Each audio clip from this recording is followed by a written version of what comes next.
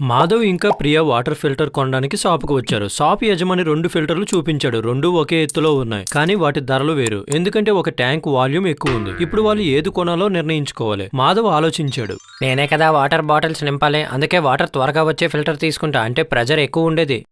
ఇంకా pressure equal to force by area, కాబట్టి ఈ ఫిల్టర్లో ఎక్కువ నీరు ఉంది. ఈ ఎక్కువ నీరు ఒకే ఏరియాపై ఎక్కువ ఫోర్స్ను ప్రయోగిస్తుంది, అందుకే ఇక్కడ ప్రెజర్ ఎక్కువగా ఉంటుంది. కనుక్కున్నా, నా బుర్ర ఉపయోగించి అంతా కనుక్కున్నా. ఈ రెండోది తీసుకుందాం, ఇదే బెస్ట్. ఇంత పెద్ద ఫిల్టర్ ఎందుకో ఇది తీసుకుందాం, దీని ధర కూడా తక్కువే. ఇందులో నీరు తక్కువగా వస్తుంది, అంటే ప్రెజర్ కూడా తక్కువ. అరే బద్దు, ప్రెజర్ అనేది లిక్విడ్ మొత్తాన్ని బట్టి కాదు, వాటర్ లెవెల్ పై ఆధారపడి ఉంటుంది. అంటే వాటర్ లెవెల్ ఎంత ఎక్కువ ఉంటే ప్రెజర్ అంత ఎక్కువగా ఉంటుంది. ఇక్కడ 2 ఫిల్టర్లు ఒకే ఎత్తులో ఉన్నాయి, కాబట్టి రెండింటి బాటంలో ప్రెజర్ సమానంగా ఉంటుంది. కానీ ఇక్కడ నీరు ఎక్కువగా ఉంది, ఏరియా సేమ్, కాబట్టి ప్రెజర్ ఎక్కువ ఉంటుంది కదా. అరే ఇక్కడ రంధ్రం చేస్తే ఏమవుతుంది? నీరు అంతా ఇటువైపు పడిపోతుంది.